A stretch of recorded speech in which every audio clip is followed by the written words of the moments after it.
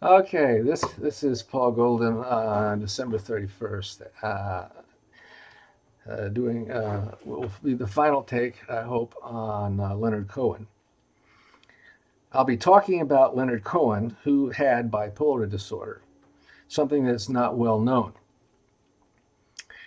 I will be drawing from a wonderful and very inclusive biography of him written by Sylvie Simmons, released in 2012. Cohen was born in 1934, but he did not start singing, songwriting, lyrics, or melodies until he was 33 years old, which I believe comes to 1965. He initially was a poet and tried his hand at novels. The death of Cohen was one of several iconic singers, songwriters in the latter half of this year. We lost Prince, David Bowie, George Michael, Patty Duke, Carrie Fisher, and of course Leonard Cohen, to name a few. All had statements to make. Some died quite young, some lived full lives. Why do I want to get into the head and works of Cohen? He had bouts of major depression, which he called his nemesis, and said that they occurred throughout his life. As far as manic episodes, they'll be quite obvious in the discussion below. His father, Nathan, died when he was 9 years old, so he was brought up by his mother, Masha. They were both immigrants from Russia, and they were both Orthodox Jews. Masha was described, quote, as a dramatic lady, and she could be very, very dramatically unhappy about something and then break into laughter and send it all up. There was no telling how she was going to react. Marcia was very volatile, end quote. There was no telling how she was going to react, and she was very volatile, end quote. Guess I already said that. When Leonard was at Columbia, Masha was admitted to a psychiatric hospital at the Allen Memorial Institute for major depression in Montreal. Leonard left New York to be with her. Quote, "It is no surprise that Leonard would feel frustrated, helpless, and angry, a multi-purpose frustration.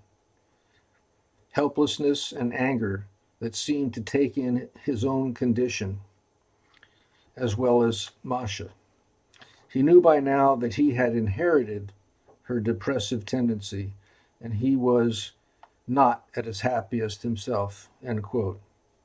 Irving Layton, a close friend and part of his poetry scene at the time, observed that Leonard, who was born in a affluent section of the English-speaking part of Montreal, quote, was able to find this sadness in Westmount. That takes genius. He was able to see that not all rich people, not all comfortable people, not all plutocrats were happy. Genius is the ability, it's a very rare ability, to see things as they actually are. You are not fooled, end quote.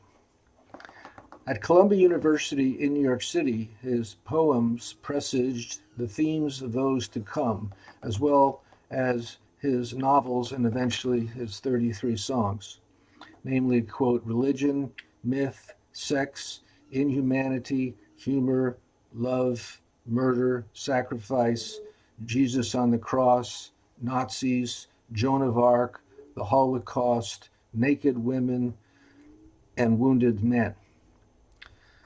More evidence of mania was his impulsivity and need for role-playing. In the spring of 1961, Leonard flew to Havana, Cuba, to examine his interest in socialism. He dressed as a revolutionary with baggy pants and even grew a beard to look like Che Guevara. He spoke of a deep interest in violence and killing. At 26, he reveled at being there during the Bay of Pigs invasion and when Baptista was overthrown by Fidel Castro. Quote, I was behind everything. I couldn't see the megalomania that made up my perspective at that time, end quote.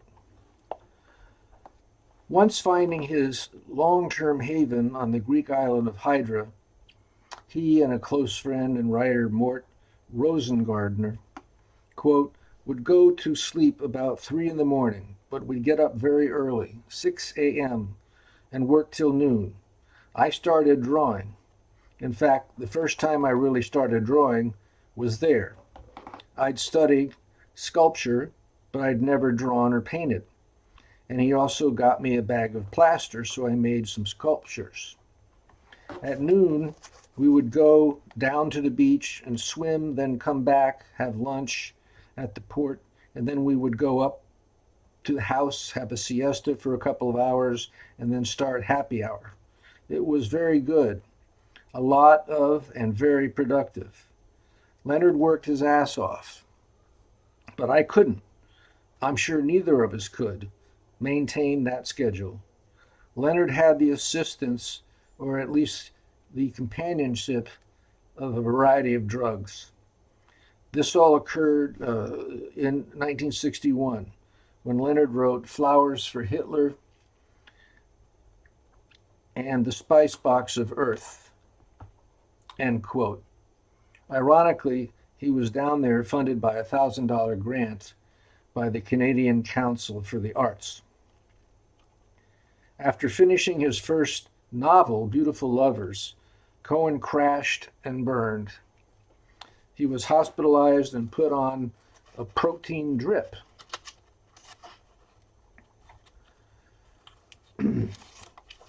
At the time, physicians could not decide if he was suffering from manic depressive disorder or coming off amphetamines and LSD for long periods and nonstop working followed by a 10-day fast.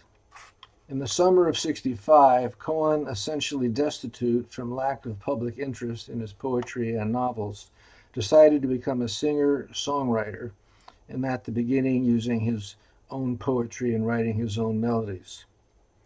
He had already taught himself the acoustic guitar, or rather a Spaniard of his acquaintance when he was a teenager taught him the basics. He moved to Greenwich Village, and there, and serendipitously, he met Mary Martin, also a Canadian, and who just happened to be the executive assistant to one Albert Grossman. He was Bob Dylan's manager. Mary Martin then called her friend, Judy Collins, the Queen of Greenwich Village at age 27. Guitar in hand, he sang Suzanne, Dress Here's a Rag and The Stranger for Judy Collins. He had written that in 1967. It was next played on Collins' radio show, and the rest is history. When it came to record Suzanne, there was a disagreement revolving around the producers not being happy with it being a goodbye song. Cohen said to leave it alone or he'd kill himself. At this point, he was a resident of the iconic Chelsea Hotel in Greenwich Village. He also spent some time there with the Andy Warhol group. He never got a copyright for Suzanne, so it was sung by many, many writers, singers. The 60s ended for Leonard by experimenting with Zen Buddhism.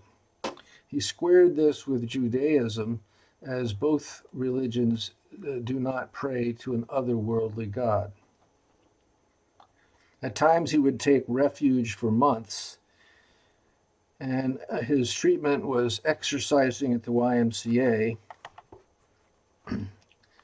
meditating and spending hours at the studio. When his first album was released, Songs of Leonard Cohen, reviews began comparing him to Bob Dylan. This comparison was to continue all through their careers.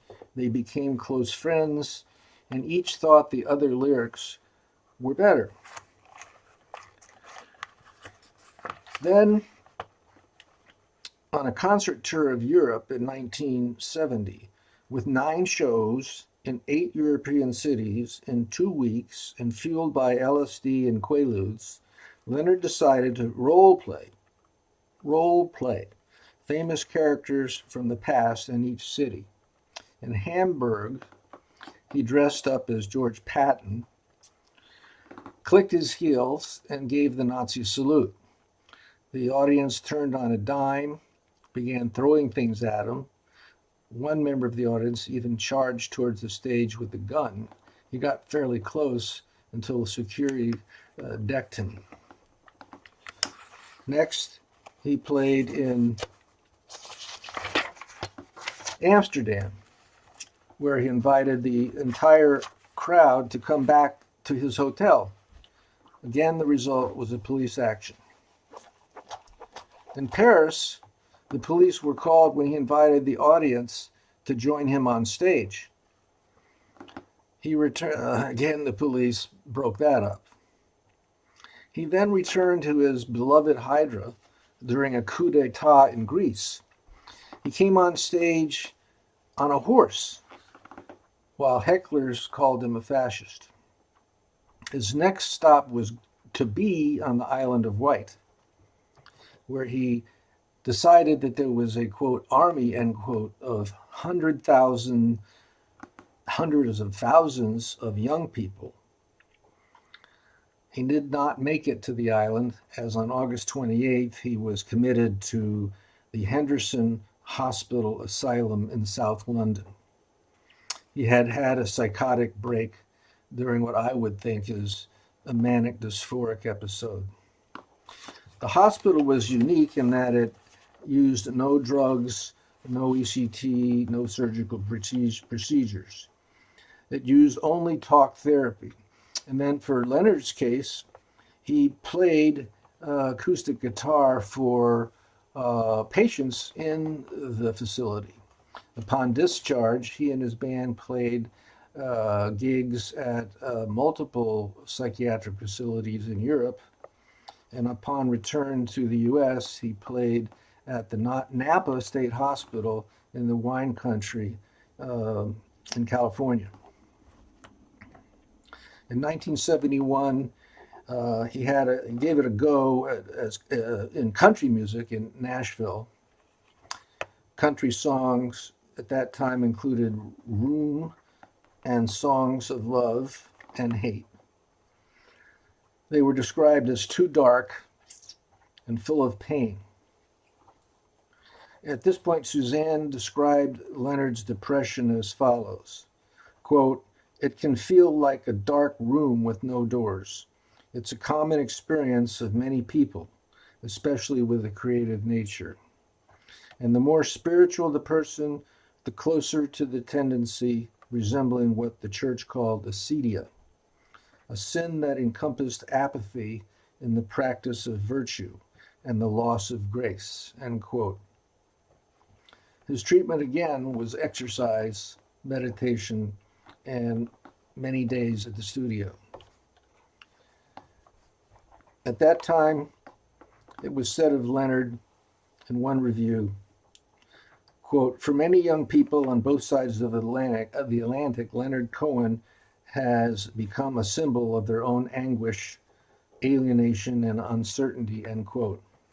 Leonard himself said, quote, "People were saying I was depressing an entire generation, and they should give away razor blades when I sing because it's music to slit your wrists by," end quote. In 1971, when war broke out between Syria, Egypt, and Israel, called the Yom Kippur War, Cohen again put on his Ernest Hemingway hat and went to Israel to fight for the army. Of course, this was denied, so he played for the troops in various parts of Israel. He called this his, quote, fantasy of glorious escapade, end quote. Subsequently now, his two Sentinel songs rose from Cohen's brilliant mind in 1984.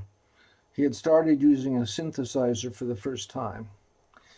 This album was to be called Various Positions. The second most memorable song is Dance Me to the End of Love.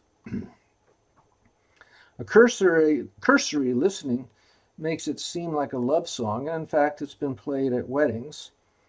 And it was the song played in the tango scene in Scent of a Woman with Al Pacino. It is actually about two lovers who are entering a Nazi concentration camp, serenaded by a Jewish orchestra at the entrance, and they separate, each to go to their separate showers. Cohen's most famous song, Hallelujah, is in this album. It's about multiple romantic positions, conflict, and surrender. The song took 5 years to write and is arguably the most sung song of our time. It perhaps was made most famous by the rendition by Jeff Buckley. His next album, I'm Your Man, was named Album of the Year by the New York Times. He sold out Carnegie Hall as well as other venues. And yet when he returned to LA, for no reason at all, and despite all the success, his nemesis, depression, hit him again. He described it as coming in cycles, perhaps rapid cycling. He stated that when depression occurs during success, he feels ashamed. At the same time, he knew that success or future can bring on a depression. His Buddhist advisor, Rashi, asked would he tried to treat himself. He named Prozac, diazepamine, MAO inhibitors, Zoloft, Wellbutrin, and others. He stated they all made him feel worse, and he most particularly said that they interfered with his sexual drive. When asked about psychotherapy, he said, quote, I have no conviction that this model was workable, end quote. The book ends in 2012, and in those remaining 4 years, Leonard played live concerts up to the age of 81. In 2016, he finished his last album, You Want It Darker?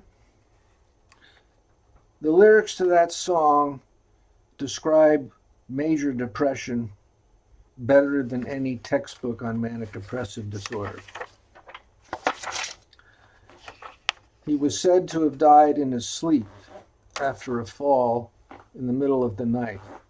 The only clue was that he was having a problem with collapsing bones. His death was described as sudden, unexpected, and peaceful. So, on this, the last day of 2016, I want to wish the world a happy 2017 and hope that it can be better than the dastardly events of 2016 this past year at both home and geopolitically. And as Hamlet says, quote, here ends my Kate Chisholm, end quote. Thank you very much.